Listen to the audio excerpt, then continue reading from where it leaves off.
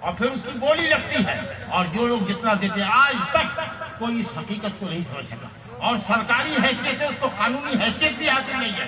علماء اسلام نے، بلکہ مجھے کہنے دیجئے کہ سعودی عرب کے تمام علماء نے، دوسری جگہ کے علماء نے، مصر تک کے علماء نے کہا ہے کہ یہ بٹ کوائن کا جو معاملہ ہے یہ ارقام ہے، یہ صرف رقم ہے، نمبر ہے، اس کی چلتی ہے بکتی ہے، یہ ایک دم کھلا ہوا سود ہے، دھوکہ اور فریب ہے، اور مسلمان اس میں مبتلا ہے، مسلمان اس میں مبتلا ہے، بلکہ ہو سکتا ہے کہ بعض اہل حدیث میں مبتلا ہو۔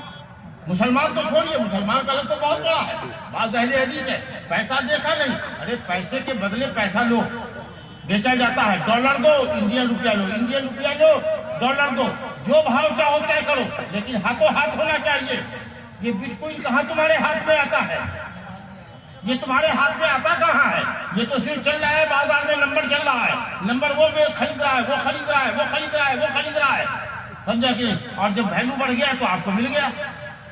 اور اس میں تماشا یہ بھی ہے، اگر لوگ کہیں گے کاروبار میں لگاتا ہے، وہ کمپنی کاروبار میں لگاتی ہے، تو کس طرح کے کاروبار میں لگاتی ہے یہ آپ جانتے ہیں۔ اور پھر یہ ہے کہ اس میں یہ شرط ہوتی ہے کہ اگر میں نے 10 لاکھ لگایا ہے تو میرا راس مال ڈوبنا نہیں چاہیے۔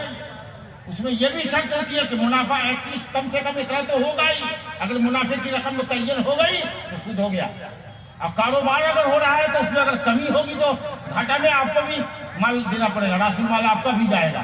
تو کئی زاویے سے علماء نے کہا کہ یہ بٹ کوائن یہ کوئی سکہ نہیں ہے، سکے سے سکہ بیچا جاتا ہے، اگر ایک ملک کا سکہ ہو تو برابر برابر اور ہاتھوں ہاتھ، اور 2 ملک کا سکہ اگر بیچا جائے تو جو بھاؤ چاہو بیچو، لیکن ہاتھوں ہاتھ، یہاں ہاتھوں ہاتھ کدھر ہے؟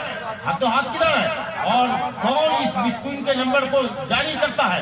کیا اس کا ویلیو ہے؟ اور اگر وہ لے کر کے ڈوب جائے آپ کے پیسے کو تو آپ اس پر کون سی قانونی کارروائی کریں گے؟ اس کا کوئی لکھت ثبوت نہیں۔ اس لیے علماء اسلام نے کہا کہ یہ بے حرام ہے، یہ بے حرام ہے۔ اس لیے لوگوں یہ بٹ کوائن کے دھندے میں کبھی مت پھنسنا۔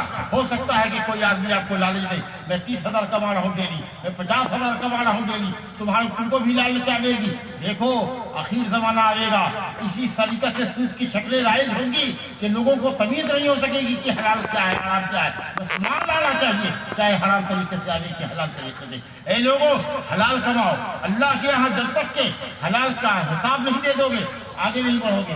ایک ایک پیسے کا اللہ تعالیٰ حساب دے گا کہ کہاں سے لائے اور کس راستے میں خرچہ کیا۔ تو مال کو پاکیزہ کرو، پاک اور حلال معلوم ہوگا، حال ہوگا، دعائیں قبول ہوگی۔ حلال روٹی کھلاؤ گے اپنے بیوی بچوں کو، بچے سمجھدار ہوں گے، پاکیزہ ہوں گے، ذہن ان کا ڈیولپ کرے گا۔ حرام مت کھلاؤ، کیوں اللہ کی امانتوں کو، بیوی اور بچے تمہارے پاس اللہ کی امانت ہے، ان کو حرام کھلاتے ہو؟ بیٹھے بیٹھے چاہتے ہو کہ بٹ کوائن کا دھندا کرتے رہے، رقموں کا کھیل، نمبروں کا کھیل چلتا رہے اور تمہارا منافع بڑھتا رہے، گروتھ بڑھتا رہے۔ یہ جوا کر رہے ہو تم، سود ہے، جوا ہے۔